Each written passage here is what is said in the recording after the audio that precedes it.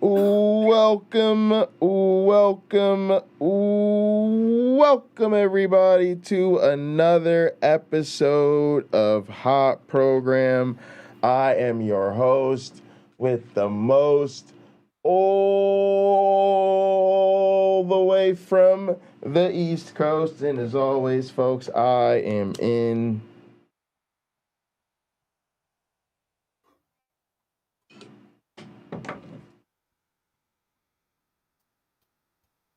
airplane mode, and now a man who thought carnitas was the Spanish word for car wash, a man who needs no introduction.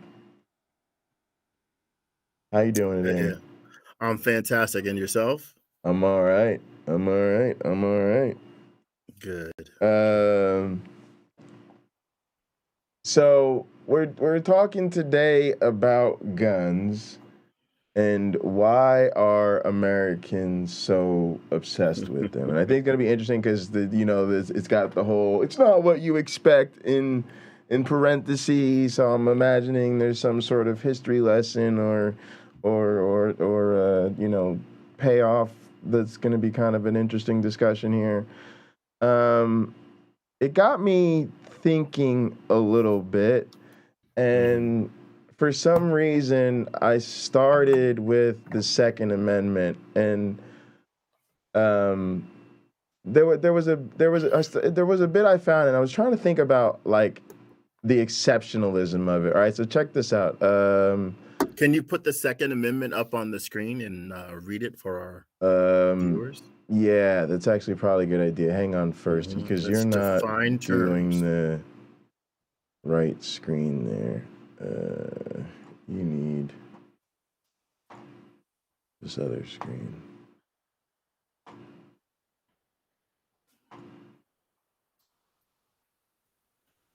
All right. So, yeah, let's start with the Second Amendment, I guess.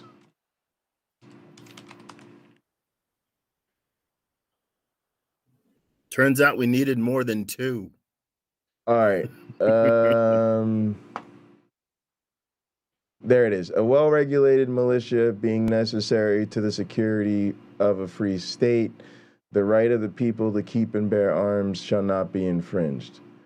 All right. And then this thing. Keep this tab. Please keep this tab. Because notice, can you go back to it real quick? Notice this is being necessary to the security of a free state. Because we may want to circle back and ask ourselves, how secure do those kids feel in school? How secure do people feel when they go to a shopping mall or to a club? Do they feel secure? Do they still feel free? Yeah. All right. So I looked this up, right? How many countries have gun rights enshrined in their constitutions? And American gun culture is exceptional, and that much we know. The United States has more guns than any other country, 300 million, more guns per person, 9 for every 10, and also the highest firearm homicide rate in the well-developed countries and the highest rate of unintentional firearm deaths. But what of the constitutional apparatus that sustains American gun culture? How exceptional is the Second Amendment, which protects the right of Americans to keep and bear arms? And this researcher explains it's actually quite unusual for gun rights to be included in a constitution. In our historical study of constitutions, my colleagues and I identified only 15 constitutions in 9 countries that had ever included an explicit right to bear arms. Almost all of these constitutions have been in Latin America, and most were from the 19th century. Only 3 countries, Guatemala, Mexico, and the United States, have a constitutional right to bear arms. Of the 15, ours is the only one that does not explicitly include a restrictive condition. Of course, many Americans and a minority of the Supreme Court believe that our, quote, militia clause amounts to one such a restriction, an interpretation the court rejected in 2008 when it ruled that the Second Amendment protected the individual right to bear arms. So I just want to say a couple things off the top that I realized a couple things along this process for me. First, I realized I don't hold the Constitution in the same regard other people do. Part of being an atheist is I don't believe there's any such thing as a sacred text. And I believe the Constitution was not written by people that I think can, create a structure for a successful modern society. And I don't think we should be beholden to them. I literally think it's religious. It's a holdover from religious thinking that makes us enshrine these founding fathers as authorities over us.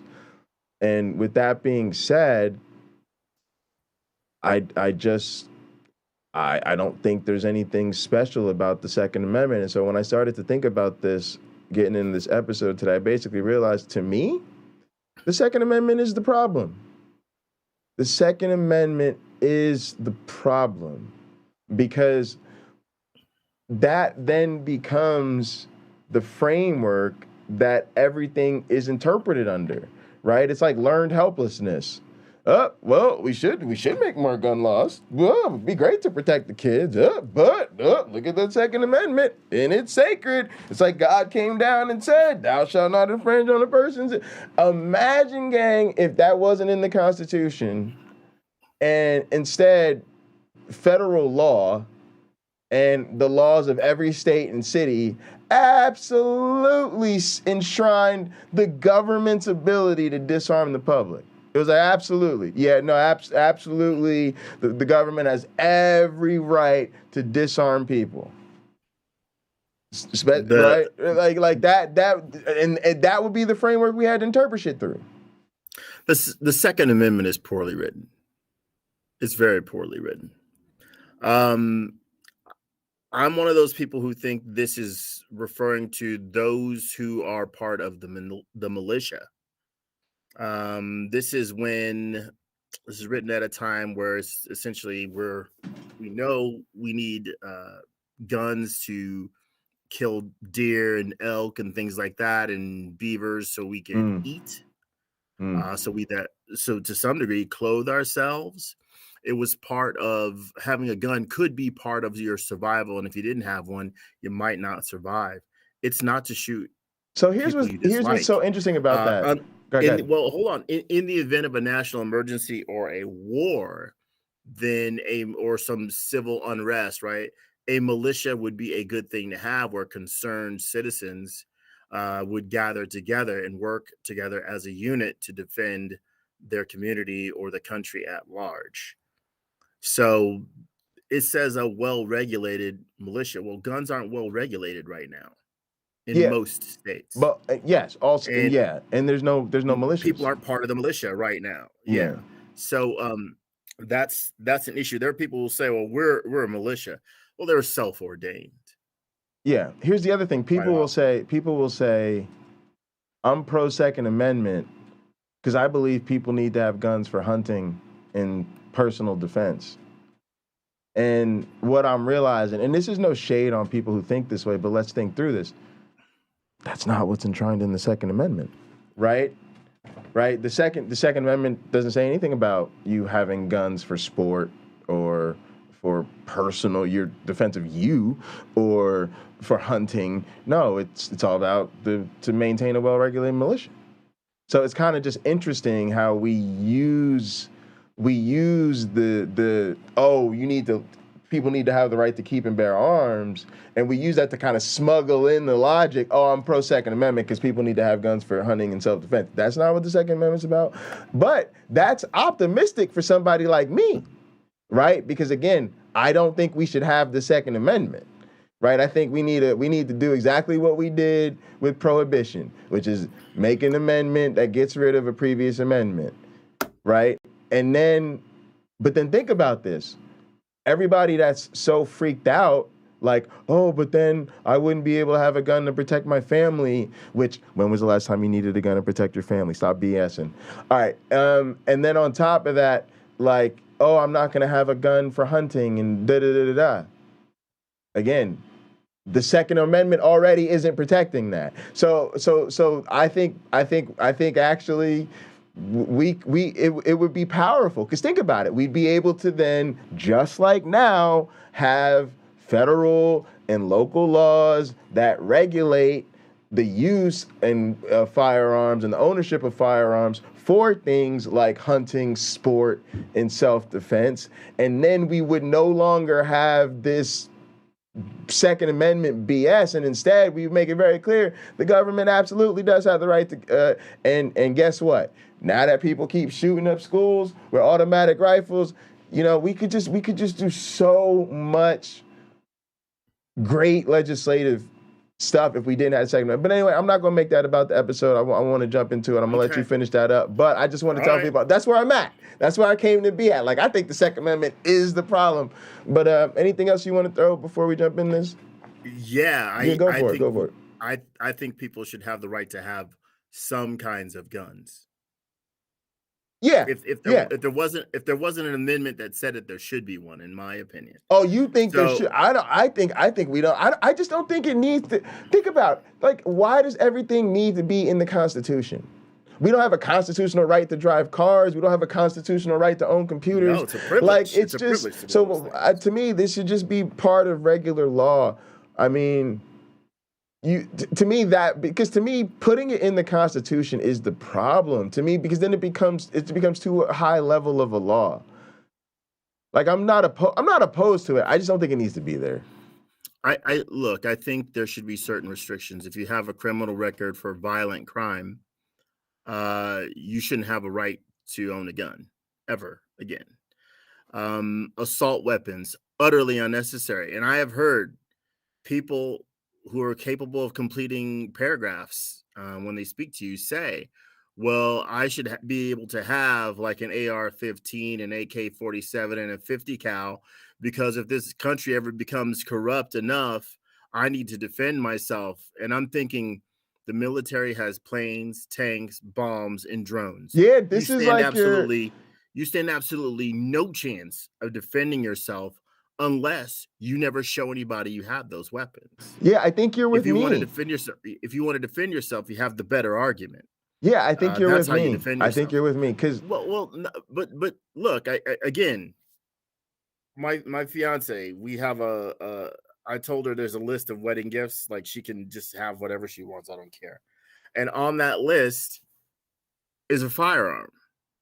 So I got my buddy who's a professional. He competes as a shooter.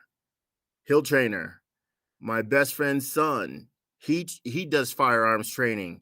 He is volunteered to train her as well. I got a neighbor who has a former sheriff's deputy. Well, he was a sheriff, I think. He said he'd train her. So I've got people in my life that will show her what to do once she gets a gun in her hand. She's not gonna be uninformed, but that's something she wanted. When I told her what the topic was, she specifically said she comes from a country where the people don't have that. And she's saying, like, you have to understand how important this is. So that's somebody on the outside looking in. Right, and I often think that's like, because in a lot of those countries, sometimes they're overrun. Sometimes it's one or the other, right? Either they're overrun with tyrannical governments, but the people don't have any actual authority or ability to defend themselves, or the criminal element is able to outgun the civil authorities and the people as well, and so it depends on what nation you're looking at. But where I'm saying is, and it doesn't matter, because it's not going to happen, right? Because let's just face it, the Second Amendment is like, it's permanently enshrined, and people will go to war. They will actually have a civil war before they let the Constitution not have a Second Amendment. But my point is, if we actually got rid of it, I'm not saying we would get rid of gun ownership. What I'm saying is all of those things we talk about, restricting assault rifles, making sure people have training, making sure they carry insurance, of that. Insurance, yes. Training, no. What do you mean training? No. And I'll tell you why. So I've been at gunpoint a few times in my life. Each time It was 3 times I remember for sure. The 4th time I'm kind of fuzzy on. It was by Los Angeles Police Department. 3 separate occasions, 3 separate years, 3 separate communities, okay? I was told by someone who is in law enforcement, the worst trained law enforcement people in the state of California are the California Highway Patrol. They said if a CHP officer is shooting at you, you're probably going to be fine because they can't hit the broadside of a barn. Exact quote. If you take the average gun owner, let's just say the average unstable gun owner who will use their gun as a solution to where words would clearly solve the issue, they'll use their gun instead. If that person is well trained, they're more deadly. If these school shooters were well trained, they're more deadly. I don't. So I'd say but absolutely people, but it's like a car. Like it's like a thing that you should I'll have to have agree. I like insurance your for, insurance. and then it's I and then. like that. But so then to drive a car, we make you take a written exam, and then we actually make you take a field exam. Like you have to actually demonstrate that you can use a car, because otherwise you're not gonna get people on gun safety unless they actually have an education in it. I don't want better killers. But then you should be anti-gun. No, because there are people who can use a gun responsibly. Okay, but so then you should want gun users to use it responsibly to be effective. I don't want it mandatory though, because if it's mandatory, okay, we can figure out mandatory later. But this is exactly my point: is we can't actually get any. Like literally, we can figure out training later, but we can't do any of this so long as we have a Second Amendment that is continuously going to be interpreted as the government can't take your right to use a firearm because it's preventing it's preventing us from actually doing the regulation that we need to do. That's all. Well, but they've regulated assault weapons before. That's happened in the United States of America. There have been assault weapons banned. I'd be willing to say we're on the verge of a new assault weapons ban. We should be. I think it's long overdue. We can definitely get gun regulation without getting rid of the Second Amendment. I just think it'd be a hell of a lot easier. And it's just a thing I started thinking about the last couple of days. Okay. Because I just realized, like, why don't I care? And I just realized people keep talking to me about the Second Amendment. I finally was, oh yeah, I don't care. I need to just tell people I don't care. Like I don't even, like I literally don't care. Like I do not think people, and also I did a bit of reading for this, and it turns out that basically there's a history where the interpretation that the Supreme Court is upholding is Scalia's opinion that basically the right to bear arms predates the Constitution, basically, because it goes back to like before the first Congress. Slavery. Because it's basically based on the right to own firearms that was established in England to make sure Protestants remained armed. So once I found that out too, like when I really realized that this is literally the history of this is literally making sure Protestants are armed so that, you know, they can overthrow the government. I was like, yeah, this isn't, you're not going to get me on board with enshrining this particular right. Like, I get it, people have it, but it wouldn't make the cut in my constitutional convention. And then I would just leave it up to state and federal law, like everything, like all these other countries do. This is what all of Europe does, right? None of all these countries we talk about, they have a lot of gun ownership.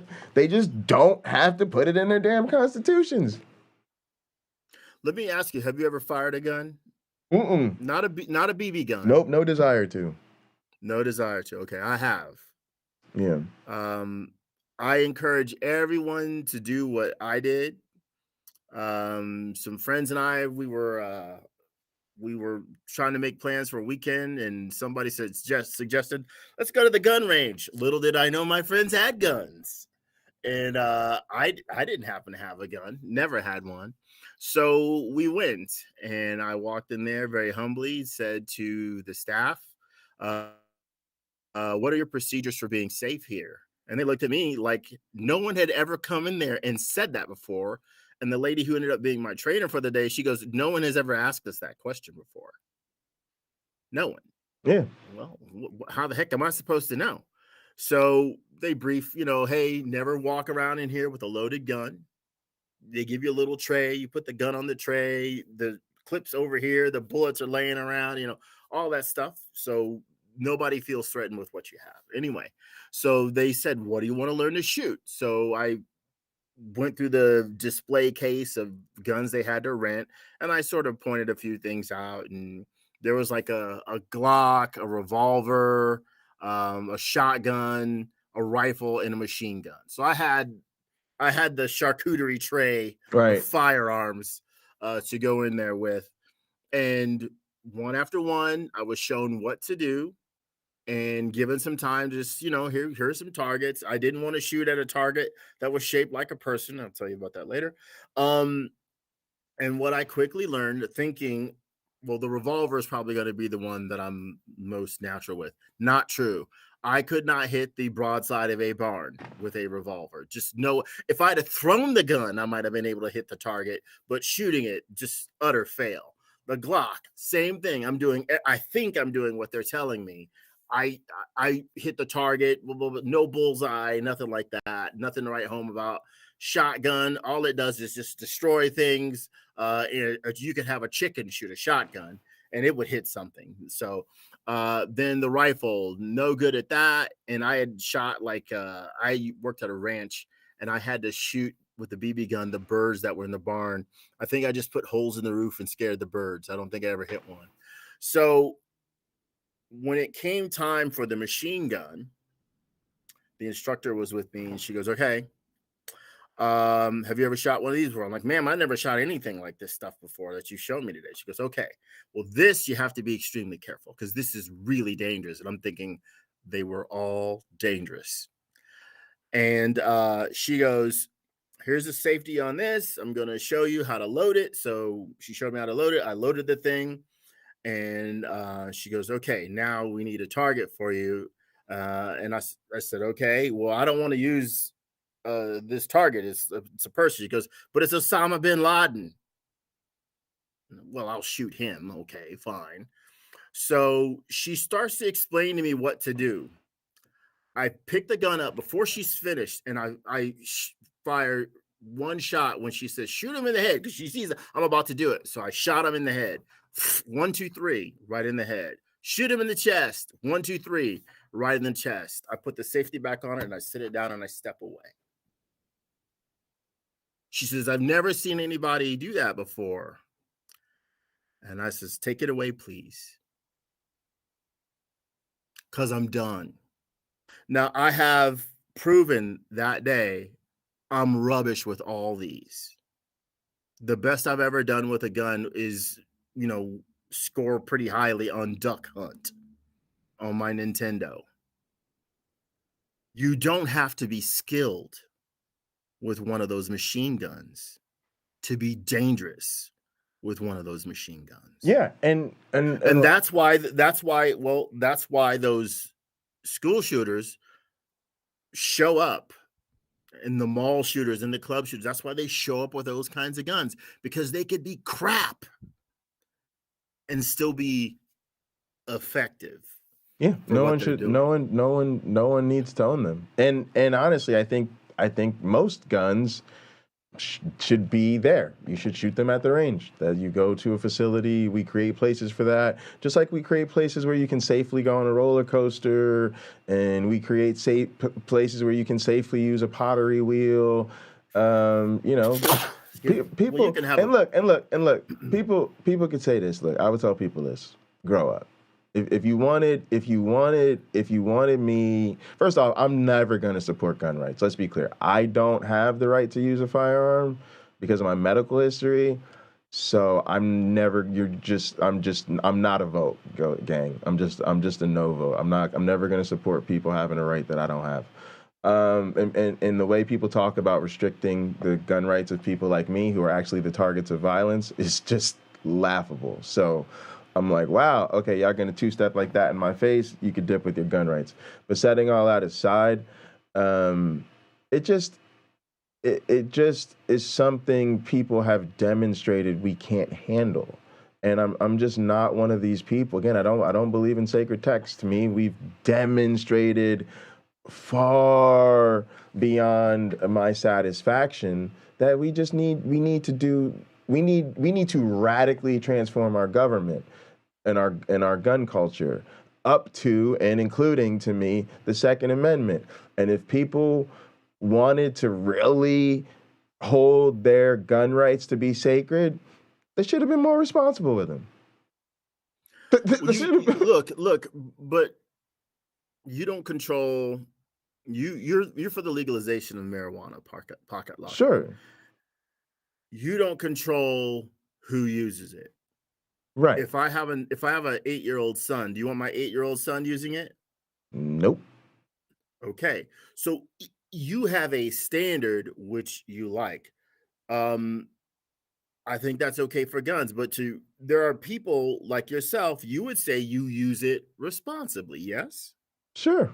But look at the body count. But should I take it away from you, or should I realize there are disciplined people who respect the power of what they are using and will use it appropriately and not abuse it? But are you suggesting then that we have a constitutional amendment enshrining our right to use marijuana? Suggesting that the government can't take it away from us? But this is what I'm saying, right? I'm just saying the culture. For all I care, it's like alcohol. In my view, you know what? Go ahead and smoke your marijuana. I got all sorts of stuff growing in my yard, like flowers and trees and stuff like that. None of it's illegal, but I don't think you should be prohibited. If I wanted to grow tobacco back there, I don't think I should be prohibited from doing that. I don't either. I just think the government should have the right to disarm the people. That's it. Like, I'm not saying I'm against responsible gun ownership. I don't think it needs to be in the Constitution. I think we've made that point, right? That was the point. It was like, wow, I realize our Constitution is actually exceptional, gang, right? Like, it's genuinely exceptional. Most of the civilized world does not have an equivalent to the Second Amendment, and they seem to be getting by, right? And even countries with the biggest militaries and the most advanced, like they just don't seem to need a Second Amendment. And if we're genuinely going to talk about our gun culture, we might want to acknowledge the elephant in the room, which is we interpret everything through the framework of an inalienable right to own firearms. And that is very different than how we treat any other thing in our lives, right? What do we have at most? 19 amendments. How many of them are actually about? 25, I think. Yeah. All right, 25. Oh, sorry, this is gross. But all right. But how many of them are actually related to particular things you can or can't have, right? Very few of them. So that's just kind of what I'm getting at, is I'm realizing the Second Amendment itself is a huge part of the culture.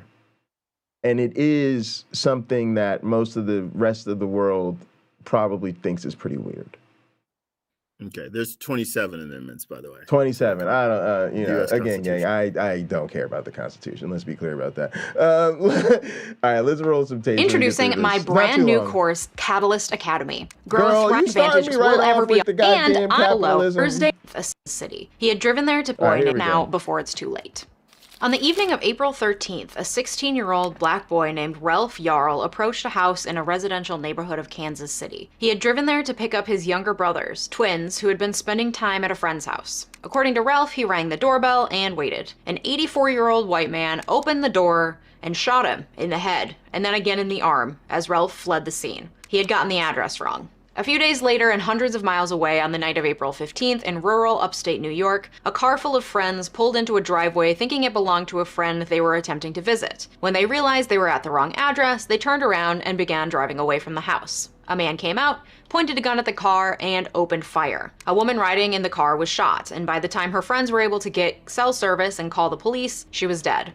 Around midnight on April 18th, in a grocery store parking lot, a group of elite cheerleaders had just finished a grueling day of competition and were meeting in the parking lot to drive home. One girl opened a car door thinking it was her vehicle, only to find a man sitting in the car. When she realized her mistake, she immediately retreated to her friend's vehicle. The man, who had been sitting there in the car, left the vehicle, approached the cheerleaders, and opened fire, injuring two of them before they were able to flee. The shooters in the first two incidents have pled not guilty, and this has reignited a frequent debate around gun laws in America related to stand your ground laws and the entrenched idea of self-defense via the use of guns as inherently protected by the Second Amendment of our Constitution. Despite the fervor with which gun rights activists proclaim that their right to self-defense is ordained by the Second Amendment, that interpretation is relatively new. And despite the fact that America has the highest rate of gun deaths per capita of any similarly situated country, highest by a mile, including both individual homicides and suicides, as well as mass shootings, as a country we are bitterly divided over gun control or doing anything at all to curb this violence. So I wanted to take some time and try to answer the age-old question. Why are Americans so obsessed with guns? Roll the intro. It is a hell of a question, gang. All right. We got the good production. I think I got the answer to that, or one of the answers. I think there are quite a few. You want to do it now, or you want to see what she's saying? I'll say it now. People don't feel powerful. And the gun is a way for them to display their power. I think they misunderstand that the reach of that power. Let's say a lot of people. I have a friend who I haven't talked to him in a while. Actually, he sort of fell off the face of the earth. Who was a Vietnam vet, and one day he and I were driving someplace, and he started telling me about it, and he started crying. He had I forget how many people he said he killed. He said he killed a lot of people during the war, and he's crying. This had to be, when was that? Like 2013 or so? And he was still crying about it. He still hadn't reconciled what he was done. Now he's authorized. He's saving lives, right? He has to take a life to save lives. He understands that. And he had to do that. I met up with this guy who had been in an altercation, I think it was in Arizona or New Mexico, where someone was in an argument with him in a diner. And the guy told him, I'm going out to my car to get my gun. So he went out to his car to get his gun. The guy who went to get his gun first fired on him and missed. This dude had military training. It was no contest. One shot right there. The dude went down. One of my friends from elementary, middle, and high school, former military guy, somebody in my neighborhood that I lived in back in Indiana, one of my neighborhoods, robbed him. And he wanted his wallet back. He said, stop. And the guy just kept on running. The guy turned around finally, and my friend, pow, shot him right there. So all three people had remorse, right? You could say that all three people were justified in their use of firearms. All three people had a reason to defend themselves, their property, their life, whatever, however you want to phrase it. I'll agree. To me, listening to all three of them, they did. I don't think you should have the right to shoot somebody to save your wallet, but okay. You know, let me ask you something. You have a home invasion pocket locker. Yeah, I actually, right? To be honest, I think even that, like, I got to be so honest with you. I think even first off, I think we just got to wake up to the reality. First off, these are fantasies. For 99.9% of Americans, you will never deal with a home invasion. And of the times when you do, the best thing for you to do, and I believe this sincerely, because I've actually had a house broken into by a gun, and first off, you might not even be awake, but the best thing to do is just let them have whatever they want. I mean this so sincerely. Let them have whatever they want, because again, you are so dramatically increasing the risk of somebody getting hurt by you trying to stop the robber. Most people who break in your home with a gun, with a gun, the last thing they want to do is use that firearm. They use the gun to make sure that they get in and out of your house without harm to themselves.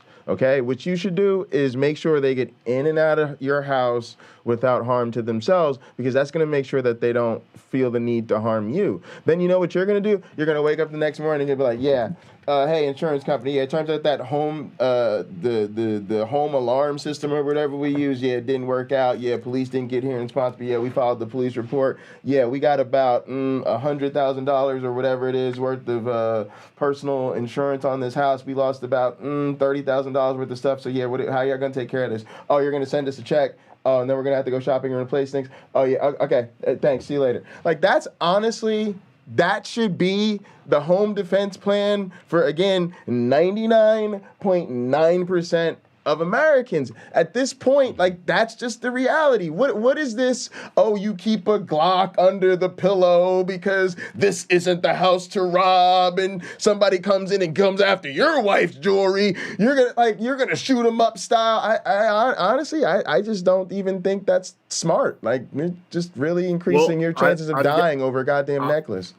I'll ask some of my friends in the neighborhood who are in law enforcement. Ask them. They're kind of biased. They're a pretty biased crowd, but look, if one advantage they have is experience, right? They have to defend people. That's their job. I gotta be honest with you. Honest cops, I think, would actually say the same thing. Because you know what I don't want to do as an honest cop?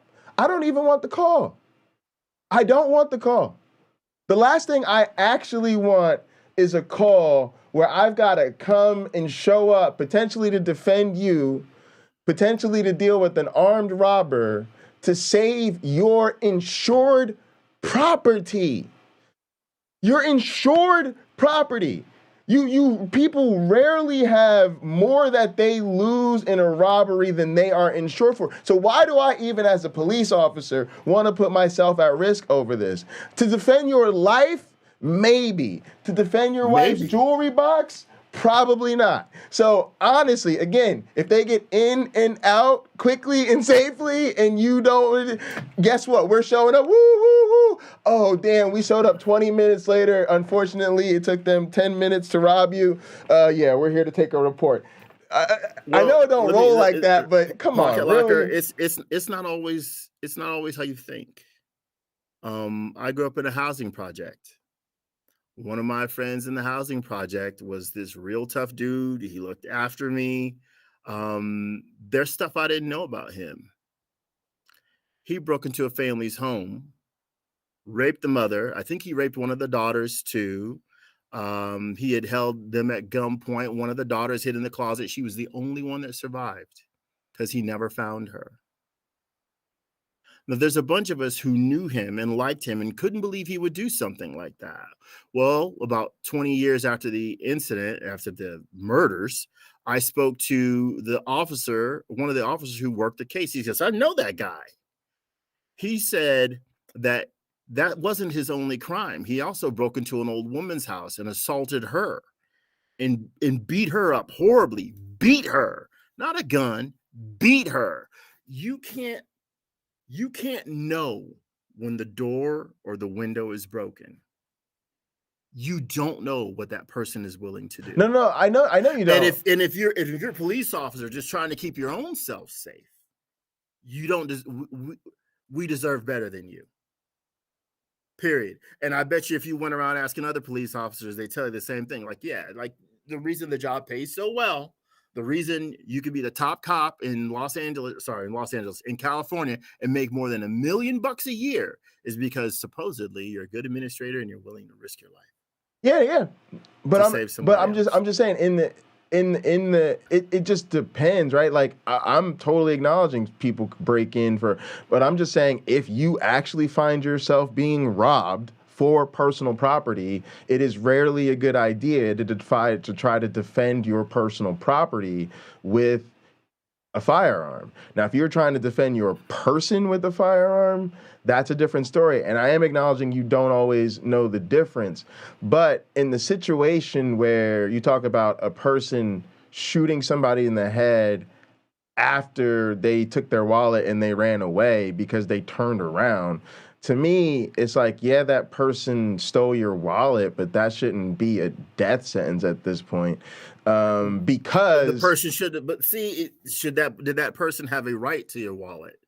No, you don't know what that person's gonna do. Again, next. I'm not saying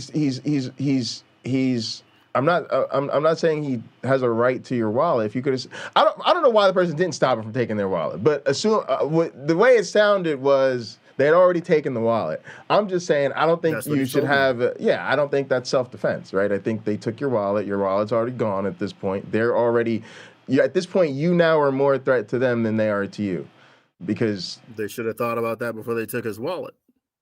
Right, but I'd still probably, if I would imagine he still might. I guess he wasn't prosecuted.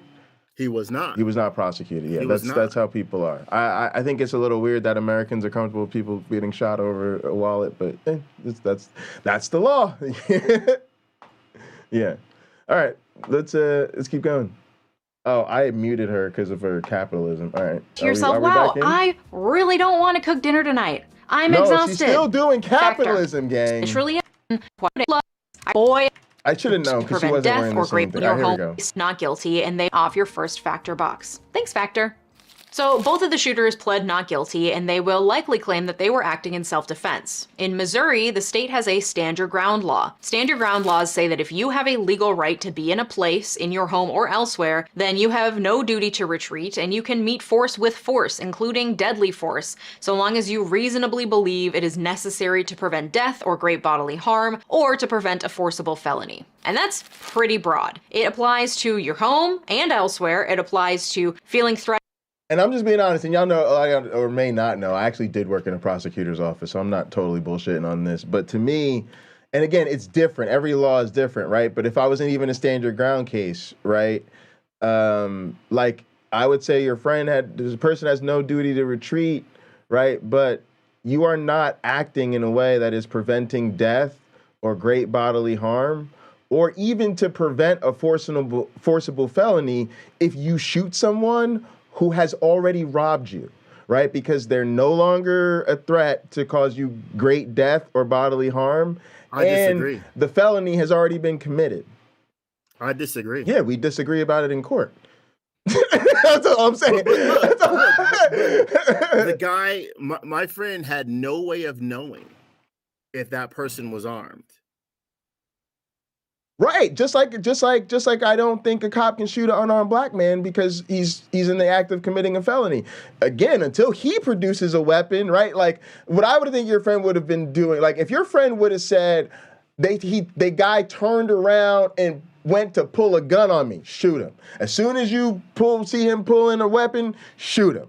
If that, like, really, I would have been like, I don't shoot remember him. him saying that. But I don't. But all I'm just saying is, and again, I'm not saying. Maybe the guy would make a case, right? He could have made a case. I was scared. I thought the guy was going to shoot me. I was terrified that he was going to cause great bodily harm to me. Why wouldn't you shoot him terrified? In the head? Because it just sounded like it sounded like the robbery was already a case. And then you're yelling at the dude. My friend's not Jason Bourne, you know.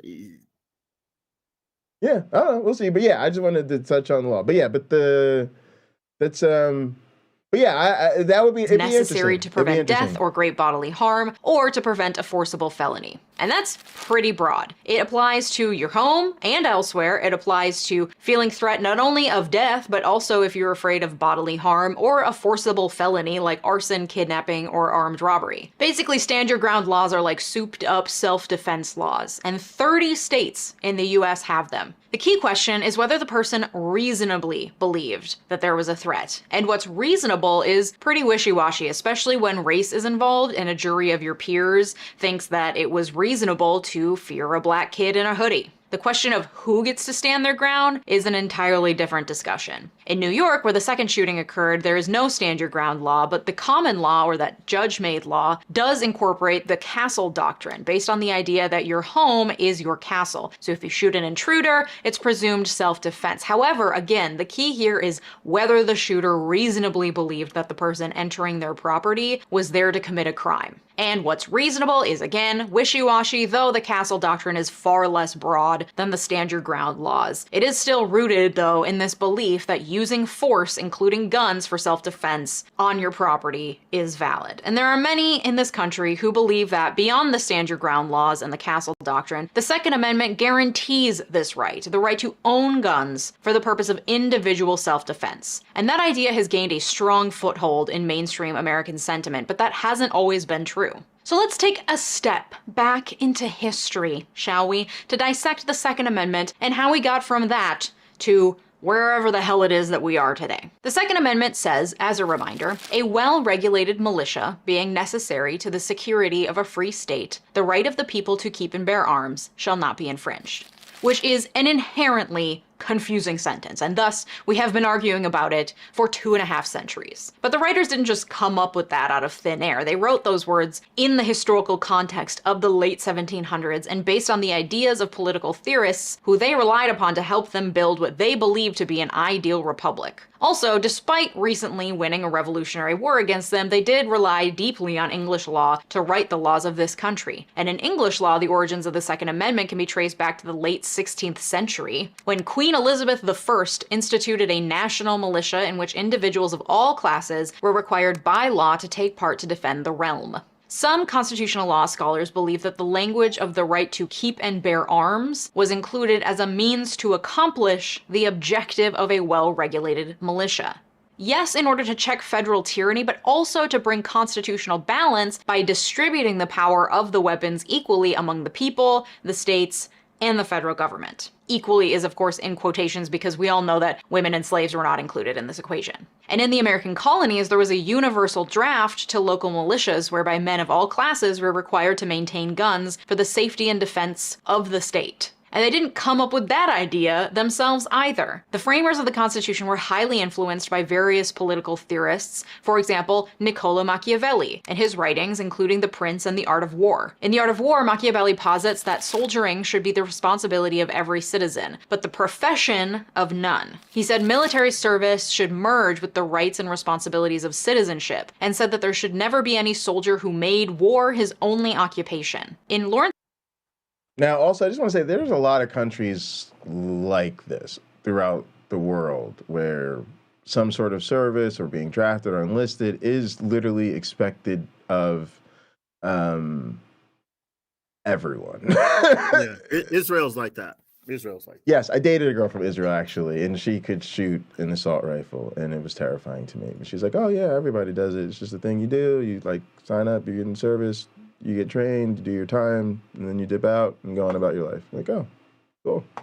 Delbert Kress's article, An Armed Community, The Origins and Meaning of the Right to Bear Arms, Kress summarizes Machiavelli's position, saying citizens bore arms in defense of the state, motivated by a commitment to the common good and officered by the nation's most respected individuals. Machiavelli wrote that tyranny only happens when citizens allowed professional soldiers, unmoved by a sense of the common good, to subvert the military power of the state to their own self-interest. All right, and gang, that is where you get Jay Bundy caught up in the only God I am willing to worship, and her name is Nuance. Because of, let's just face it, being black, and also in particular my advocacy in the war on drugs, I do have an issue with a state monopoly on violence, meaning I don't, while I do support the government's ability to disarm people, I don't support the government's right to unilaterally disarm the people.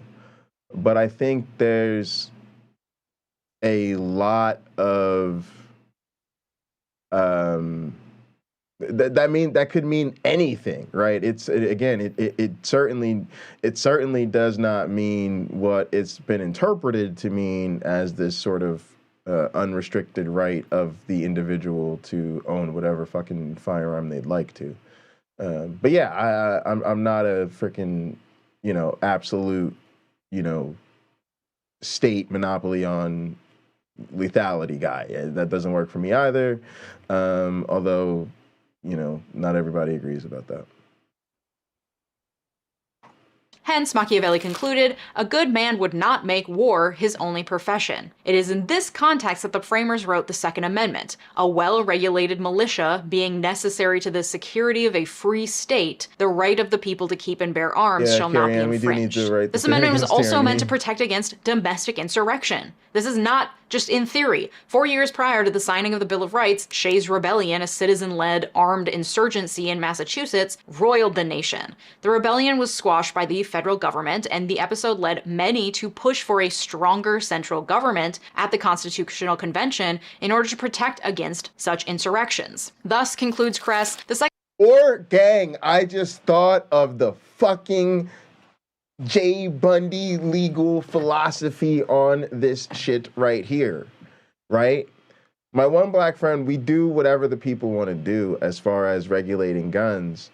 And what I would support, I'm thinking in my head, is a more restrictive interpretation of the Second Amendment, where, just hear me out, it's just like the idea would be, let's say it's related to self-defense, sport, hunting, sales, transportation, whatever it is, right? That all falls under federal and state law, period, end of story, right? And the government can literally just do whatever is legal based on that, right?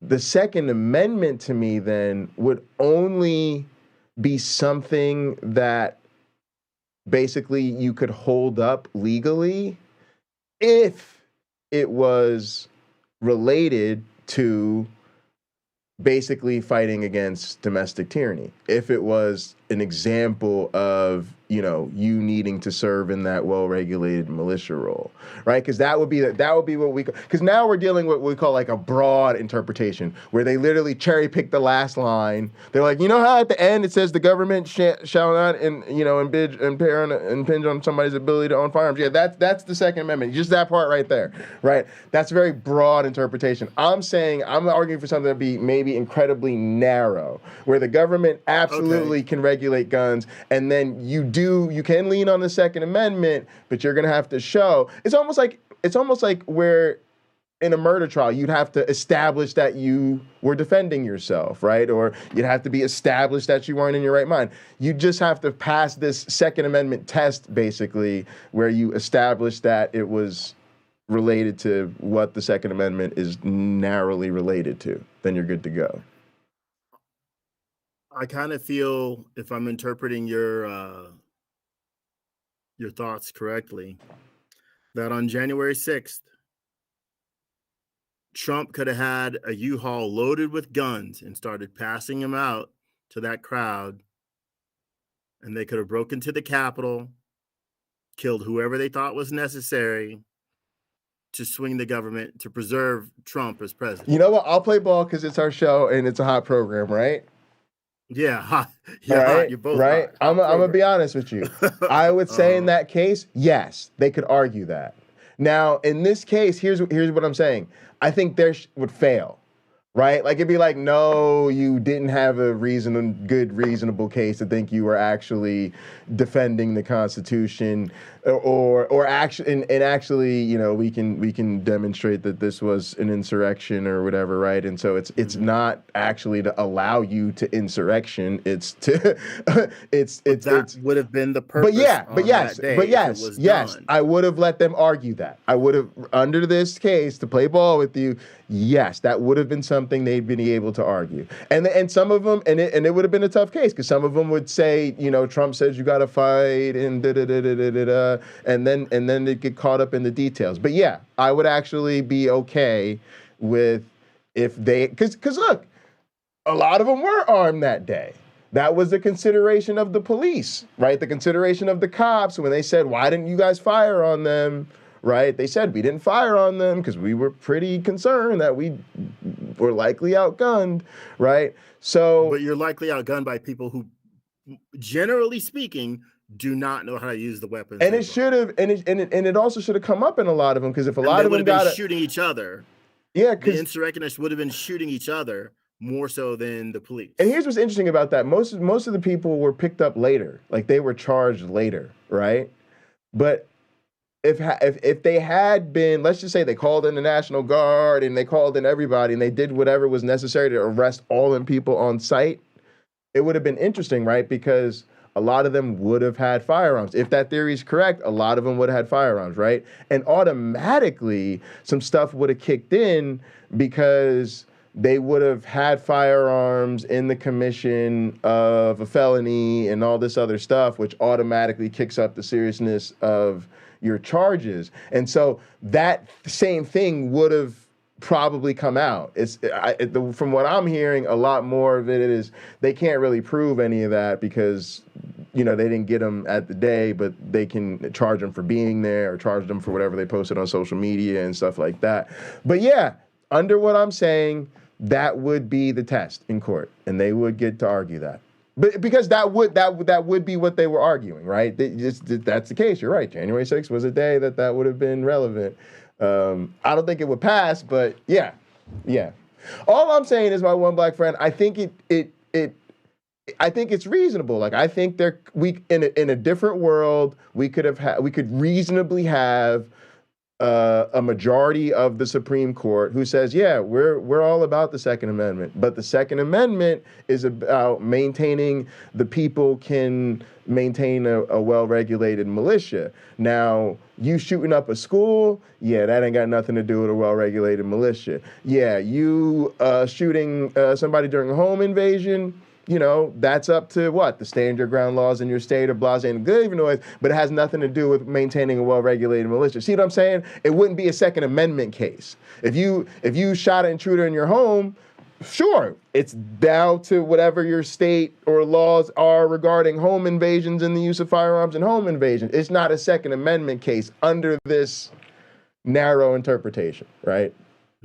Second Amendment assured the people, through the agency of a well-regulated militia, a role in the preservation of both the external and internal security of the Republic. It did not guarantee the right of individuals, like Daniel Shays and his followers, to closet armaments. Guns, according to Kress, were understood by Republican political theorists at the time our Constitution was written to have a place in society only in service of the common good, and that access to arms was understood to be a communal rather than an individual right. In the years since the founding, the idea of citizenship being connected to militia service and commitment to the greater public good has been corroded and bastardized by American individualism, which has interpreted the Second Amendment to mean that people have the right to bear arms primarily for self-defense. And that idea has been legitimized by the Supreme Court's interpretation of the Second Amendment over the last 2 decades. And you can see this seismic shift in our individualism and how interpretation of the Second Amendment has changed through the Supreme Court cases about the Second Amendment. Prior to 2008, the Supreme Court hadn't heard a case about the Second Amendment since 1939. In that 1939 case, U.S. v. Miller,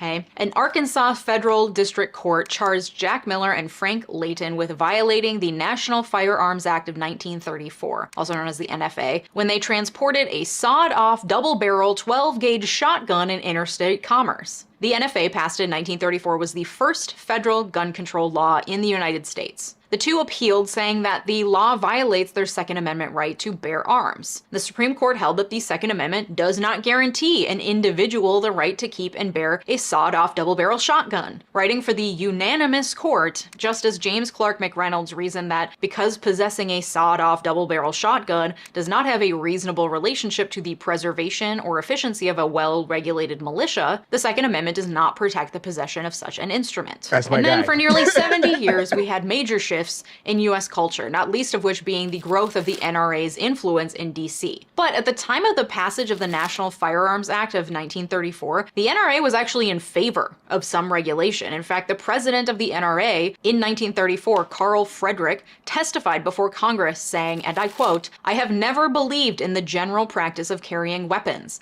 I seldom carry one. I do not believe in the general promiscuous toting of guns. I think it should be sharply restricted and only under licenses."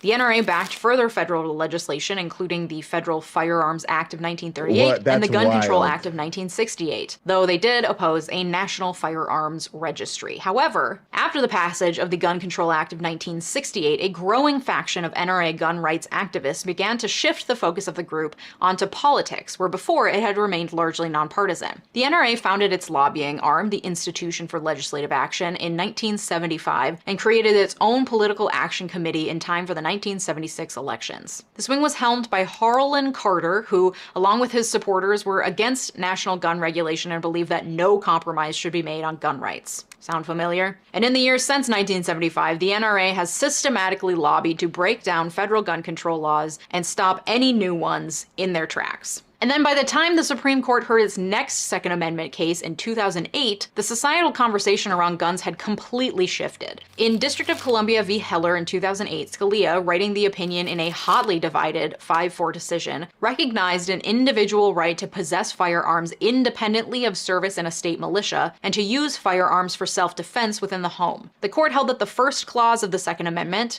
that references a militia, is a prefatory clause that does not limit the operative clause of the amendment. So they said the operative clause of the amendment is the right of the people to keep and bear arms shall not be infringed. Holy word games, Batman. But that is really fancy legalese for exactly what we said earlier, which is we're just going to take that last part right there and we're going to say that that's the Second Amendment. And that's exactly what they said. They said that operative, meaning that's the part that we are actually, that's what people are really, that's what they were really concerned. In other words, they really wanted to say the government shall not impede a person's ability to own firearms. And then the introductory clause that they just so happened to use was the bit about in order to maintain a well-regulated. Now, the reason that is word games is because that's not how the English language works. When you set up something and you say, for this intended purpose, that, in order to X, Y, then you are literally stating that the operative clause or phrase is for the purposes of the introductory part. And they are basically just stepping that with fancy words. And that's why it's a word game, because it just so much reminds me of Christian apologetics, where you start with your answer and then make up the interpretation as you go along. And the words, a well-regulated militia being necessary to the security of a free state was, I guess, just throwaway language. Because the text of the amendment should be read in the manner that gives greatest effect to the plain meaning it would have had at the time it was written, the court said that the operative clause should be read to guarantee an individual right to possess and carry weapons in case of confrontation. Scalia then cherry-picks some political writing that backs up his opinion, just like I've cherry-picked academic writing that backs up my opinion with Machiavelli. Do you see how messy this gets? You can find anything from history that will back up what you want to be true, which is exactly what the court did in this case. Justices Stevens, Souter, Ginsburg, and Breyer dissented, saying that the Second Amendment does not create an unlimited right to possess guns for self-defense purposes. Instead, the most natural reading of the amendment is that it protects the right to keep and bear arms for certain military purposes, but does not curtail the legislature's power to regulate non-military use and ownership of weapons. Justice Stevens argued that the amendment states its purpose specifically in relation to state militias and does not address the right to use firearms in self-defense, which is particularly striking that it left out the self-defense part because other similar provisions in state laws and constitutions at the time did specify use of guns for self-defense. So the fact that the framers of the Second Amendment did not mention self-defense is telling. Justice Breyer also wrote a separate dissent in which he argued that the Second Amendment protects militia-related, not self-defense-related interests, and it does not provide absolute protection from government intervention into those interests, pointing to historical evidence from the time of ratification, which indicates that colonial laws regulated the storage and use of firearms in the home. So regulations of guns in the home was normal at the time of the writing of the Second Amendment, because again, you can cherry pick pretty much anything from history to back up your claims, which is why there is no end in sight to the gun debate in the United States. A subsequent Supreme Court decision called McDonald v. City of Chicago from 2010 held that the Second Amendment's guarantee of the individual right to possess firearms applies to state and local governments as well as to the federal government, because the right to self-defense is fundamental to the nation's scheme of ordered liberty and deeply rooted in the nation's history and tradition, which, no, it's not. This was, again, a divided 5-4 decision, with Stevens, Ginsburg, Breyer, and Sotomayor dissenting. And then SCOTUS doubled down on this guns as self-defense narrative, most recently in New York State Rifle and Pistol Association versus Bruin in 2022, ruling that the Second Amendment guarantees an individual right to carry firearms outside the home for the purpose of self-defense, saying that the right to carry a firearm in public for self-defense is deeply rooted in our history, and that the number of gun deaths in this country is irrelevant to the issue. Breyer, Sotomayor, and Kagan dissented, saying states should be able to pass restrictions in order to curb the number of deaths caused by gun violence. So, as the Second Amendment stands today, based on Supreme Court interpretation, it protects an individual's right to own guns in the home and carry them outside the home for self-defense purposes, despite the fact that there is ample historical evidence that this idea of guns for individual self-defense is not deeply rooted in our history. In fact, the reason why people are so obsessed with guns seems to be an entirely new invention as of the 20th century, and at least based on my research, seems to be due in part to the powerful lobbying of the NRA and gun manufacturers and our government's ability to be easily bought out, plus deeply entrenched U.S. individualism and Christian fundamentalism.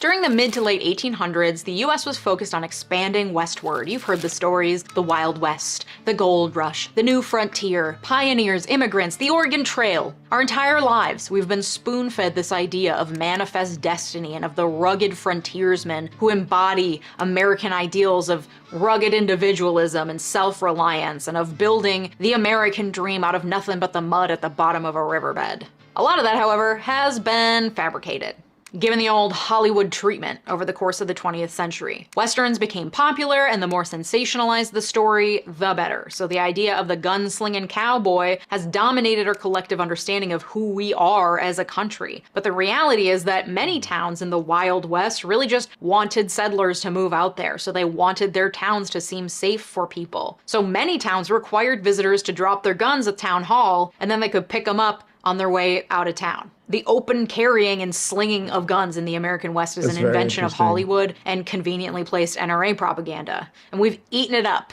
Hook, line, and sinker. Wow. But that doesn't fully explain it either. For example, in the 80s and 90s, gun-based massacres in Australia, England, and Canada led those countries to massively crack down on gun ownership. Australia in particular is an interesting comparison. In 1996, Australia suffered a mass shooting rampage that killed 35 people. It was the worst mass shooting in the country's history, and it rocked the country to its core. Within a few months, the country had passed extensive gun reform laws, including a ban on automatic and semi-automatic weapons, a national firearm registration system, and a gun buyback program. Plus, people who wanted to own a gun had to prove a good reason to have one, and self-defense wasn't a good enough reason. This despite the fact that Australia had a powerful gun lobby and a vocal faction of rural voters and leaders who opposed gun reform, and despite the fact that gun laws were largely in the hands of Australian states, typically. And this despite the fact that Australia is also a land of immigrants who braved an even more horrifyingly harsh frontier, relying on rugged individualism and self-reliance to tame the continent. And yet they managed to get this passed. In the nearly 30 years since this gun reform, Australia has experienced a total of 3 mass shootings, and the rate of gun deaths per 100,000 people went from 2.84 to 0.9. For comparison, in the US, we have experienced 140 mass shootings in the 3.5 months since the start of this year. And our rate of gun deaths per 100,000 people is 13. Again, Australia's is 0.9. So rugged individualism doesn't fully explain it either. Which brings me to Christian fundamentalism. Part of the reason why Australia was able to pass these reforms is because they don't have anything in their constitution like our Second Amendment. And many countries like us do not revere their constitution in the way that we do. I had a French international law professor in law school who loved to criticize how Americans treat our constitution as this sacred cow, as she called it. And that's in part because of the deeply entrenched ethos of Christian fundamentalism. All right. This video is on fire. I'm really enjoying this, and you know, the NRA propaganda gang. What can you say? I mean, you laid out a beautiful case there. I think a lot of us do associate that with the current situation. It almost speaks for itself. You know, I'm realizing problems with individualism, but yeah, I think a lot of us have bought into that narrative, and it's kind of like, you know, what we're saying when people have this fiction. Even now, the modern version, I think, is the good guy with a gun, right? It's not necessarily the cowboy ethos, but it's the same drama playing out for people, right? They are, you know, the person who needs to be armed because, God forbid, you know, somebody go crazy while they're at the grocery store. You know, they're gonna be there to, you know, take down the assailant. And to me, that does tie into the same mentality as the cowboy narrative and what we call main character syndrome. Uncle Bobby talks about this too, where, you know, like my one black friend, what you talked about with your experience at the range was so interesting because it highlights how difficult it really is to shoot a firearm effectively without training and experience. And that is when you are in the safety and security of a shooting range, right? This good guy with the gun fantasy relies on you're under pressure, you're actively shooting out an active shooter, and now under potential fire, you're gonna go SWAT team mode. And I just don't think it's gonna play out like that for most people. No, I think they'll, under the stress of it, they'd probably cower and present more of a danger to innocent people than those who are committing whatever crime is taking place. 100%. Also, I think, you know, they're also certainly, I think, putting a target on themselves, right? If I'm a mass shooter and I'm picking off random targets, or if I'm a, you know, shooter with an axe to grind and there's certain people I have feelings about, and if I see them, I'll pick them off, depends on the circumstance. You increase your probability now above all of that, right? Because if I'm looking for people not you, when you pull a gun on me to try to play hero, well, now you're my first and primary and only target. And if I'm picking off people at random, and again, you present yourself to me with a firearm, you just became a whole hell of a lot more likely for me to shoot than random. So, yeah, I think it's probably a better idea to just get yourself out of there safely, like everybody else is trying to do. Mm-hmm. Rooted in the founding of this country. We revere the founding fathers as ordained with special, almost godlike powers. We are taught about the Constitutional Convention as this coming together of great minds, and the writing of the Constitution, this literally superhuman feat of ingenuity. In her book, The Cult of the Constitution, legal scholar and all-around badass Marianne Franks draws a parallel between Second Amendment absolutism and Christian fundamentalism, pointing to the fiery passion that evangelicals, Puritans, and fundamentalists feel towards the Bible and the Word of God, while often cherry-picking the parts of it that back up their beliefs and ignoring the rest. You see similar rhetoric. If you criticize the Second Amendment, then you have desecrated the Constitution itself. And if you critique the Founding Fathers, then you hate America. The Constitution is holy scripture, written by Founding Fathers ordained by God. And if you don't blindly support it, then you're met with this hyperbolic, emotionally charged reaction from people who believe in the Constitution based on their faith, as opposed to on the level of logic and reason. Exactly, gang. And we're just trying to make some edits. See that on repeat ad nauseum in my alt-right TikTok reaction series, just people screaming about the Second Amendment as though it is the word of God, and about the Constitution as though it is a holy text. All this from people who are so faithful to the Constitution, but have never actually read it. And certainly haven't read the 250 years of Supreme Court opinions interpreting it either. They're just all up in their feelings about what they think. It? Sure. Can you pause it? So I just want to go to the preamble of the Constitution. We, the people of the United States, in order to form a more perfect union. So let's just focus on that. More perfect. They didn't say perfect. Right. If somebody thought what was in place before was perfect, this is supposed to be even better. I really feel that this is the duty of government, to make it more perfect, with the understanding we will not achieve perfection. Right. And the goal is to make this the best place it can be for its citizens, which means you're not going to be able to do everything you want. Right. If some of the stuff you want is if it subtracts or detracts from the rights of other people. There's a line there. We've all heard it. My right to swing my fists ends at your nose. Yeah, yeah. You know, I just don't have a right to just slug you for no apparent freaking reason. Anyway, it goes on. Establish justice, ensure domestic tranquility, provide for the common defense, promote the general welfare, and secure the blessings of liberty to ourselves and to our posterity. Do ordain and establish the Constitution for the United States of America. So, gun related here, we have provide for the common defense, promote the general welfare. I would say it probably falls under that.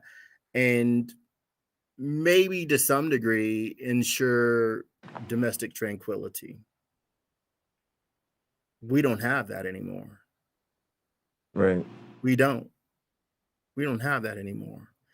I think her connecting it to Christian fundamentalism, I wonder if that's not a little unfair to Christians. Though I still think Jesus is a fictional character, I don't believe we have any records of him carrying a gun.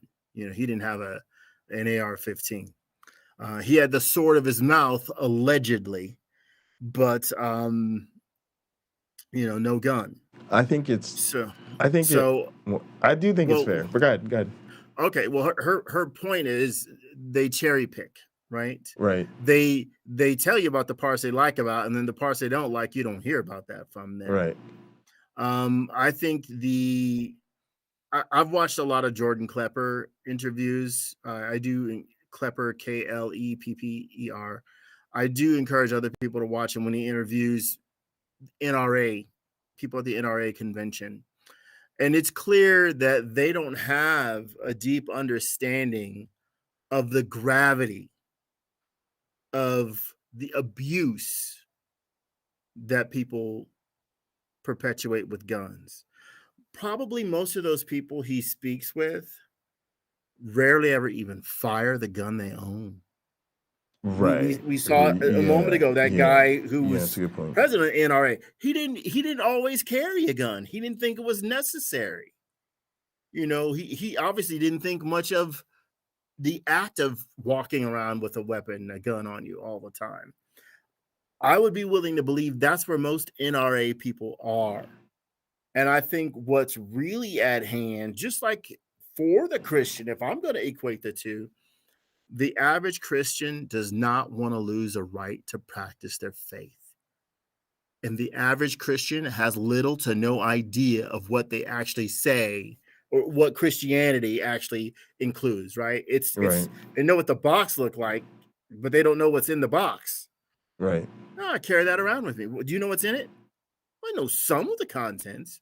So I think the same is true for most gun owners, with the exception that I have to reframe it a little bit. They never intend harm with the weapon that they own. Never. My friend he competes in these contests with pistols and all this stuff like that. He doesn't want to shoot anybody. He likes shooting his gun at targets, but he doesn't want to kill a person. Right. He doesn't want to maim a person or wound a person. Now he's got the skill level. If he's a CHP, if he's a LAPD or Orange County PD, and he has to shoot somebody, he's good enough to say, okay, I'm just going to shoot this guy in the kneecap. I'm going to shoot him in his hand so he can't fire a weapon at me. Make it safe for the people around us. Right. So that guy he doesn't have the mindset to where he's a individual who wants to take somebody out. Yes, ladies and gentlemen, there are people who work in law enforcement, just as there are people who work outside of law enforcement. That's exactly what they want. They want to kill people. The military turns such people away when they can figure out who they are before they get in. Right. My neighbor who works for the Santa Monica PD, he goes, we turn people away. He goes, there's some people I wouldn't want them on the force with me. And he said to me, like, you wouldn't either. If you knew what was up in their minds, like, no, that person doesn't have the mindset to do this job. So I think it's not fair to vilify those who are promoting the Second Amendment. Oh, we should be able to own guns if we choose to. Klepper also did a special, I think it was a 2-part special, where he talked to gun owners, and remarkably, they were in favor of some regulation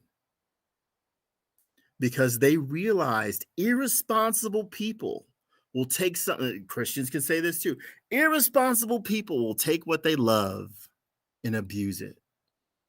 And they will use it to abuse other people. Sure. I'm just saying, I think that the commentary is that, because I wouldn't say it's about demonizing believers, but it's about recognizing, one, that this is a different interpretation, because it's just like the Bible, where you're talking to people who mostly haven't read the Bible, and they're telling you what's biblical, but they haven't actually read it. And then the similar comparison, and I don't know how and it's frustrating me that people ignore this, that these are fundamentally Christian people and Christian organizations that hold this stuff up, and they do in fact treat the founding fathers in the Constitution like it is a holy document inspired by God, the same way the same way with the biblical authority. And it's the reason we can't modernize the Constitution. So I think, I do think it's fair to call out the way they're treating it, because you're not calling out their religion. You're just saying, hey, we shouldn't be treating the Constitution like it was written by holy men. And in fact, we are. And in fact, it's primarily Christian organizations that are doing it. So that's, because to me, that's a big part of the problem. Like it's they're not listening, Well, look, for the person who's waving the Constitution around like it's a holy document, name me 6 people who signed the Constitution. Name me 6. Right. Just 6. Right. Name me 6 prophets in the Bible. Name me 6 of Jesus's disciples. Actually, I'll lower that. Name me 4. Right.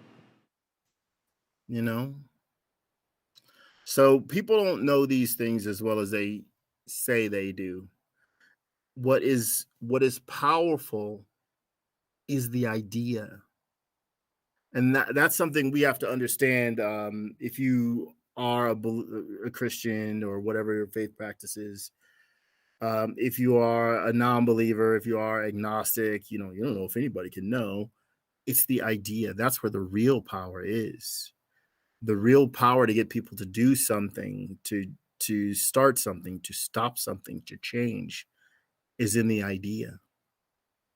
So for gun laws to change, the ideas that replace the old ideas have to be good, and then they have to be communicated. I'm not someone who sits here and says I can solve the whole gun problem by making guns illegal to own. That won't do it, because it has been pointed out by many people. Well, the bad guys realize, well, shoot, I'm not going to turn my gun in, I'll keep it. Now fewer people have guns, so fewer people can stop me. I can get away with more crap. But I don't think anybody's really arguing to eliminate gun ownership so much as we're arguing to regulate gun ownership, and we're saying especially enshrining it in a way that isn't consistent with its original interpretation isn't helping us. Okay, and I'm not good at tracking the chat. I know Carrie-Ann, hi Carrie-Ann, has put a lot of comments in here that I've not broken up our conversation enough to mention, but maybe you and some people in the chat can make some suggestions. What is here's a question to answer, if you all will. Without taking away any guns, not a single gun, how can we improve the law? I mean, there's a lot of that, but why aren't we taking away guns? Again, because there's people who don't want that. When I watch these Republicans get pinned down, Jon Stewart asked some guy, and I don't know who the guy was, what is the leading cause of deaths of children in the United States of America? And the guy didn't want to acknowledge, like, it's guns.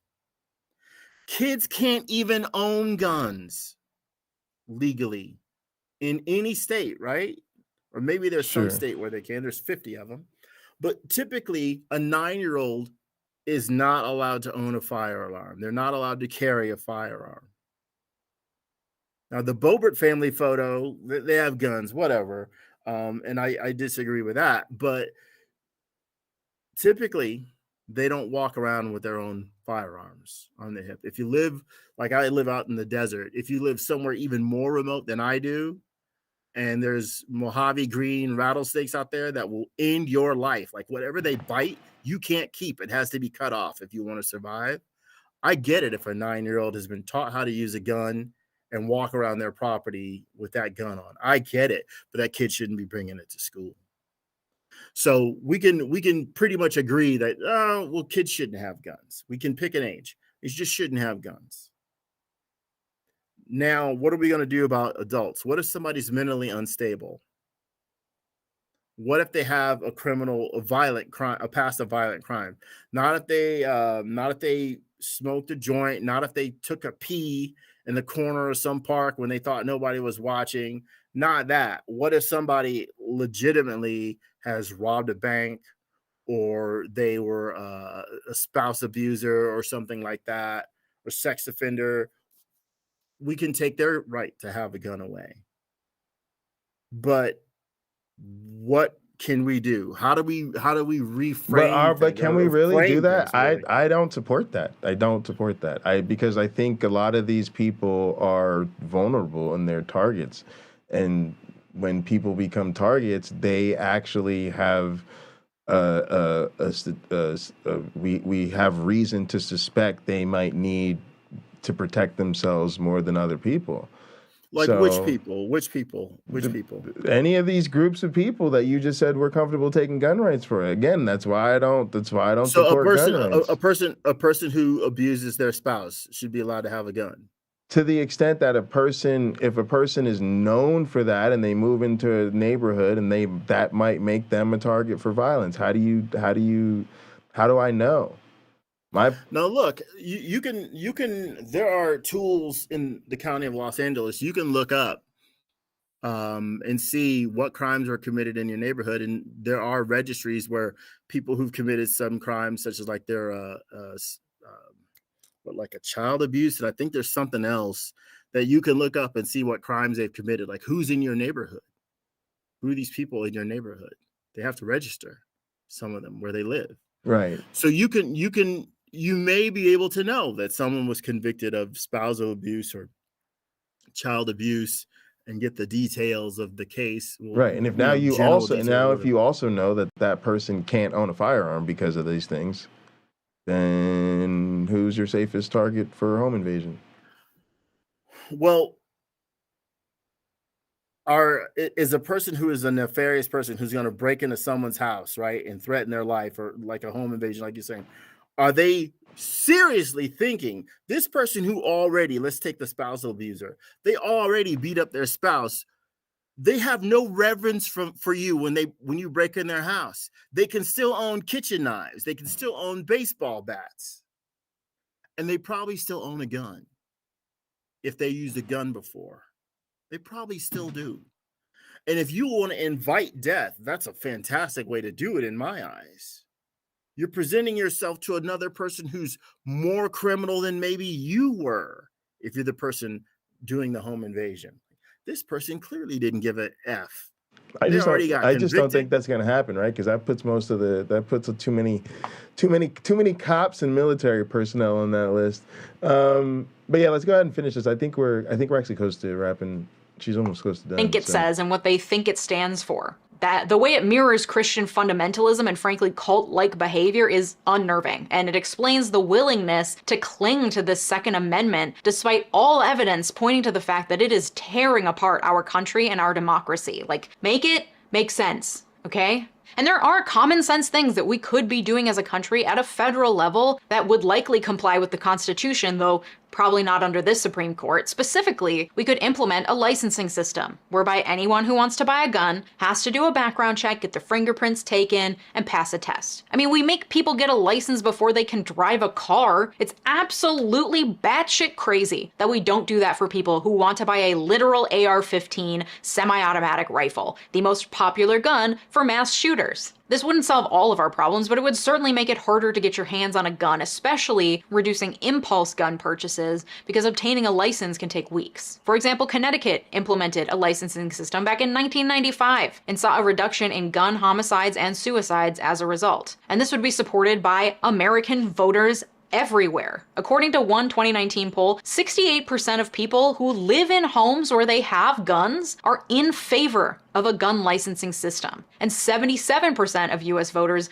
generally support a licensing system. This is, as with many issues we talk about here in America, an issue of a very vocal minority controlling the narrative, which is, again, a thing the framers of the Constitution were very wary of: minority rule. And yet, we have a gun lobby spending millions every year to influence and buy out our politicians, the NRA, which has been creating pro-gun propaganda for decades, and far-right platforms like Fox News and its many pundits constantly fear-mongering, telling their people that they want to take our guns away. And that type of fear-mongering and the real fear that happens after mass shootings are really good for business. Gun sales go through the roof after mass shootings. It is very important for the NRA, the gun manufacturers they represent, and the talking heads and politicians that they buy out to keep the American people absolutely terrified, because it sells more guns. And in a world where other major economies like England, Australia, and Canada have all imposed strong gun laws, America is the final frontier for continuing to line their pockets, while the rest of us are out here literally and reasonably afraid for our lives if we make a mistake and accidentally drive up the wrong driveway, open the wrong door, or ring the wrong doorbell.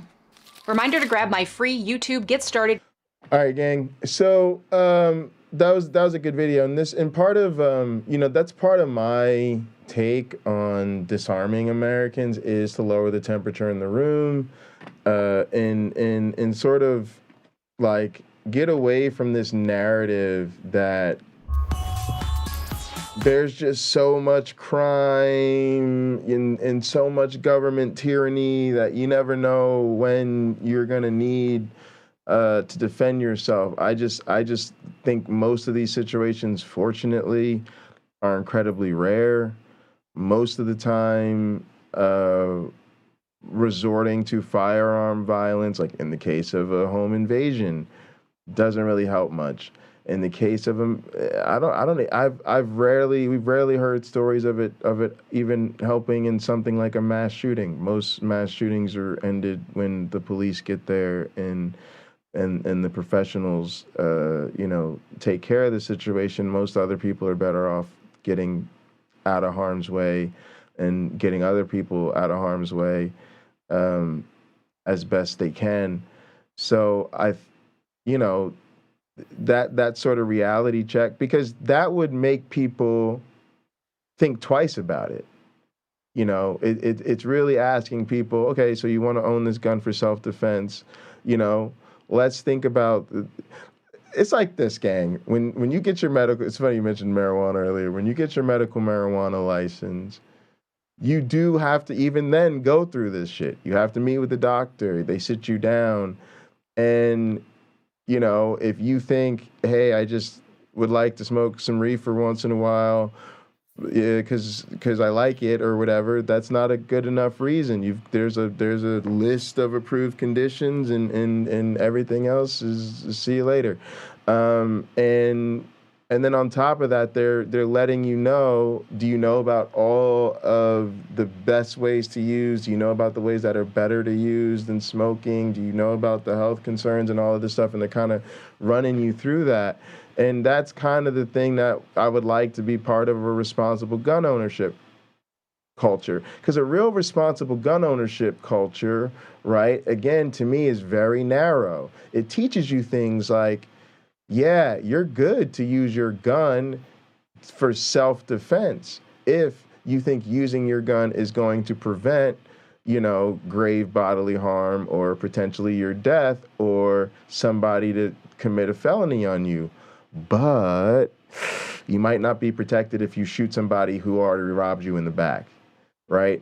Because, okay, now you got to think twice about it. Then you got to show them the statistics of, how many people, end up getting killed, quote unquote, trying to defend themselves against a firearm with a firearm versus how many people, lose a little bit of property but walk away unharmed because they don't have a firearm on them. You start looking at the real numbers, and not only do you think twice about using a firearm, you might think twice about even owning one because you might legitimately run yourself through the scenarios like I do. Unfortunately, like I said, I don't have it. I don't have to worry about it. But look, if a mass shooting breaks out in the grocery store, yeah, I'm not going to go for my gun.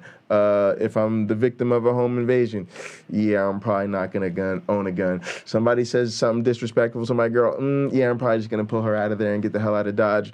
Probably not going to use my firearm. Now, is that to say you would never find me in a situation where I actually think, yeah, I could sit here and give you a laundry list of fantasies where I would use a firearm.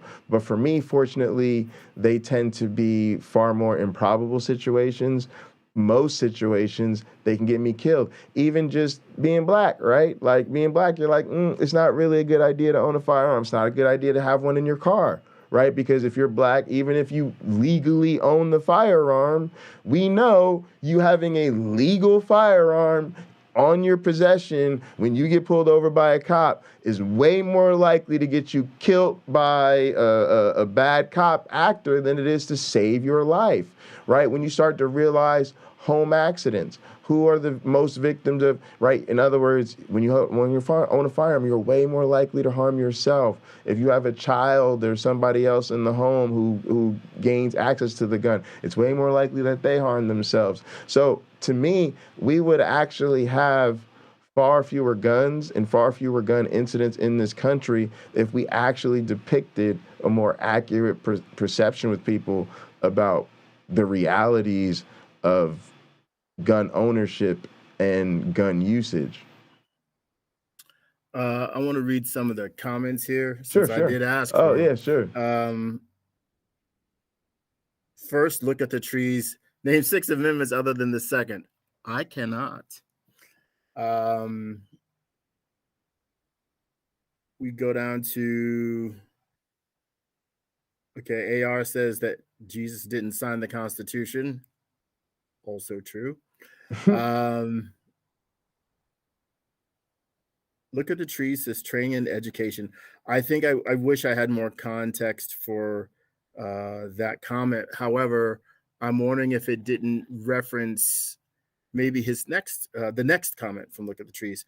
I was hunting for food and carrying a shotgun at 9. I killed my first deer at 9.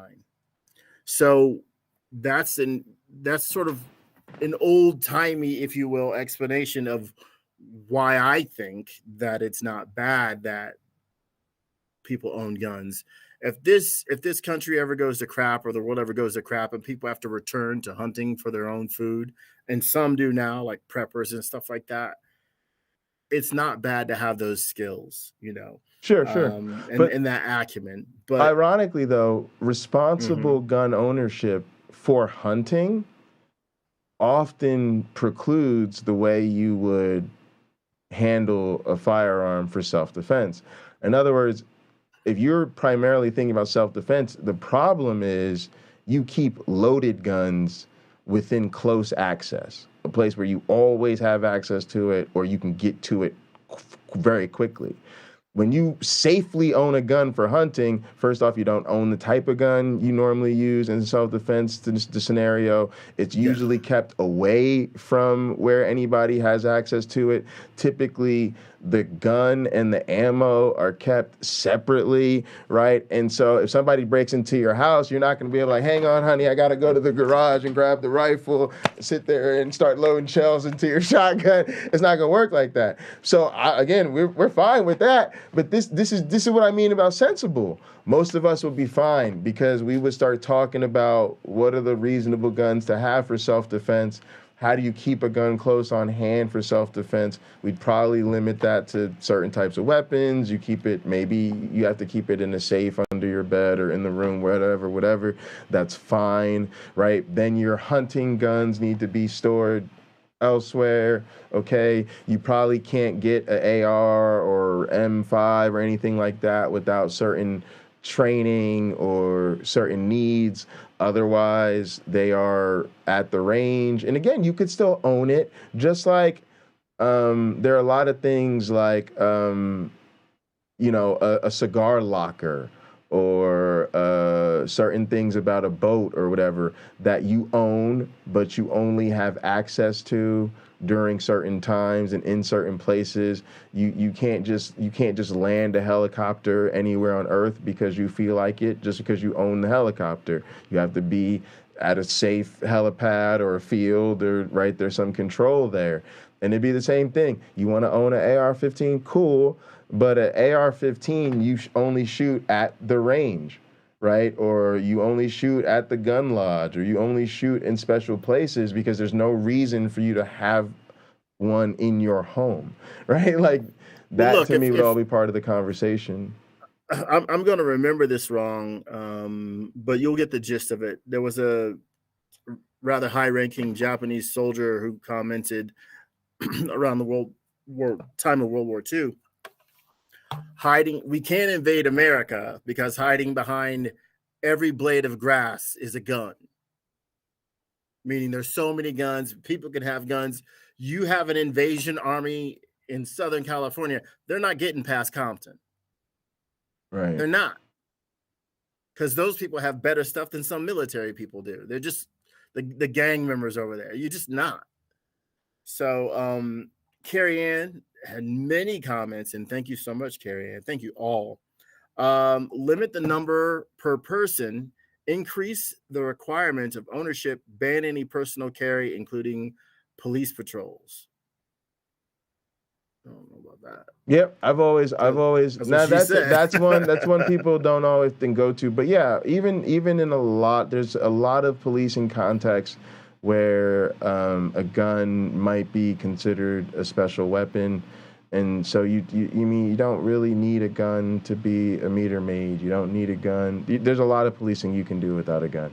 I'll agree with that. I know that's true. Yeah. Look at the trees commented. That was after I completed the safety course. I'm wondering if that's after the first deer were shot and killed. Carry on again. Mandatory lock storage or confiscation and revoking of license, or more revoking definitions. Look at the trees. In Ohio, if you commit domestic violence, they take your guns. Yep, they do in many states. Look at the trees again and separate the two parties involved. Carry in. Place gun bans in the hands of small government like dry counties. Okay, so some counties, dry county is a county where the sale of alcohol, sale and consumption, I think, maybe it's just the sale is forbidden. I don't know if consumption is, but that's possible too. Look at the trees. Some pieces of pipe, and I can make a gun. The stuff in your kitchen, my gosh, if you only knew, is pretty dangerous. Carrie Ann, voted for by the people directly affected by the law, giving better coverage of appropriate laws based upon area. I do like this breaking down by, let's say, community or city or county, that sort of thing. For instance, you can go to Las Vegas and prostitution is legal.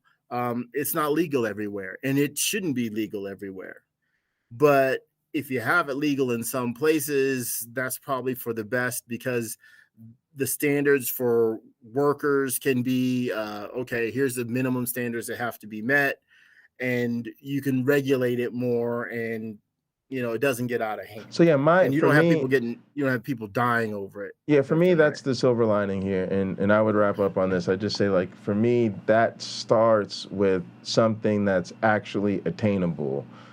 Maybe not with the current court, but to me, it is attainable to redeem a Supreme Court that has a narrower interpretation of the Second Amendment as really being related to, issues of maintaining a well-regulated militia. Even, yes, if that means we have to hear January 6th defendants use, the what we'd probably call the Second Amendment test or the well-regulated militia test in their claims. Again, I think it would fail, but that would become a result of that. But yeah, to your point, that opens up the door for us to break it down a little bit more, for us to actually make federal and state and local laws that essentially determine how guns are regulated in all these other areas that are not necessarily related to the Second Amendment under the strict or original interpretation. But that's the problem now. If we continue to treat it as a biblical text where God came down and said all Americans should have the unrestricted right to have firearms for their own personal use, it's hard. It's gonna be hard to do that as it continues to be. I'll read a few more comments. Sure. Just a few more. Lena. Yeah, Carrie Ann, I was thinking state by state or even country by country, but that carries its own risks. Any of these, no matter what regulation you put in place, of course, it carries its own risk. Everything has its ramifications. Carrie Ann, me too, and bombs from toilet cleaners. That's my comment about the kitchen. I think she's referencing that. Let's see. Technically, Mentos dropped in Coke is a bomb too. Okay. Look at the trees. Yeah, Carrie Ann. Lena, 100% from Carrie Ann. AR, Texas laws are insane now. As soon as I did my concealed handgun license, they went to open carry legal, and shortly after it did away with licenses altogether. I think Florida has something going on similar to that right now. Carrie Ann, I learned it all in my teens, just being a kid in the country. Look at the trees. I can't see you in chat at Lena. Lena, they look at the trees, can't see you in chat. I think Lena might be a hot program or my One Black Friend channel. Oh, I think they think Lena might be on my channel. Oh yeah. They're on commenting different channels. from they're different channels. They come from different channels. Okay. Yeah, but I was just gonna say, I think it's interesting. Like I was thinking about growing up. My stepdad hunted, and I don't think the hunting rifle or whatever was kept in the house. And I do, if I remember correctly, think he owned firearms for protection. I cannot tell you where they were. And I think it'd be nice if that standard were ubiquitous, right? Rather than teenagers being able to bring where a responsible gun owner may not want, a responsible probably says, I don't even want my child to know where the guns are, right? And I can grow up and say, where did my stepdad keep the guns? I don't know. I can't tell you. Right? Like I could, right? Because that means I couldn't have accessed it if I wanted to, because I didn't even know where it was. Okay. That's clearly not the case in a lot of these households. Let's see, Carrie Ann. Unfortunately, many don't know how to respond because, fortunately, they have not had that reason. Oh, I think I skipped something. Look at the trees. Yeah, that's what we're It's talking about mass shootings. First, seek cover that will stop bullets in a mass shooting. Then seek your escape route. If you see the shooter, shoot them. If not, get the F out. Right. Yes. Now, bullets are fairly sophisticated these days, and you can't be sure. Like, I got a wall in front of my house. It might stop a bullet, but that's because it's solid concrete. It's like 7.5 inches thick of concrete. Right, but that's a really good. Okay. But it might not stop a 50 cal. Right, but that's kind of there's a broader point there too about just any form of self-defense, even if it's hand-to-hand combat, is you're really seeking an exit. So yes, again, the responsible gun owner isn't at the grocery store when the shooting breaks out and then decides to take his gun and go look for the bad guy to take him out. It's more about, I'm trying to get up out of here safely, and if I happen to need to take a shot at the perpetrator to get out of here safely, then I'll do that, right? But that, again, that's not what we're being taught, right? The good guy with the gun is the guy who plays John Wayne Hero and saves the day by seeking out the gunmen and shooting them down. It's not a person who has a concealed firearm and ends up shooting the gunmen because they were trying to run out of the store and happen to run into them. Mm-hmm. Yeah. Let's Liberty Jackson, new name to me. Welcome, Liberty Jackson.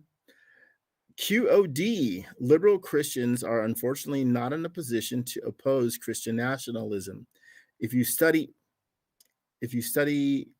the Islamic Revolution in Iran in 1979, I can see that happening. Liberty Jackson continues. The capitalists think that they can control Christian nationalism, but they will not be able to control it once it gets power. I would argue it already has. Carrie Ann, those understanding of killing has different meanings to those who kill their own food too.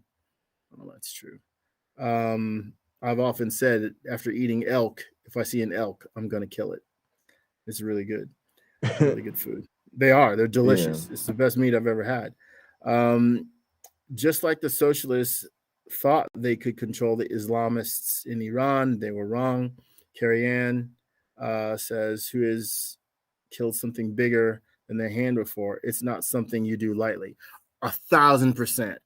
Yeah. 1,000%. Carrie Ann, I'll even tell you, the ants that are on my property and other bugs, as long as I don't see them on concrete, I leave them alone. I don't even spray the soil, the ground. Like, no, they're not on the concrete. They're not trying to get in the house. As far as I'm concerned, we can live in harmony. But yeah, something bigger than your hand is where, yeah, I don't want mice in here. I don't want rats in here. They got to go. They got to go. And I don't have a safe way for them to get out if they get in. Yeah. Let's see.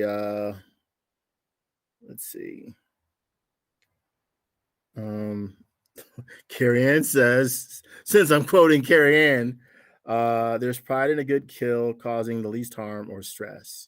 So I think that means they're talking about hunting. Making, yeah, like if you kill a deer, you're not making it suffer, spending 30 minutes there watching it bleed slowly. You know. Yeah, none of us have issues with hunting. But yeah, I want to wrap this up. Do you have concluding thoughts on this?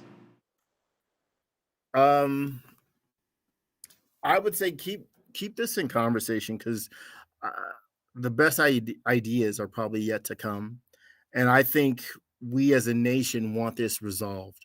I don't think most people want to do nothing, even those who are most fearful of being hurt in general, not just by someone with a gun. Those, the kids going to school, people shopping at the mall, wherever. I think most people want something done. They want a solution, and the solution cannot be we do nothing.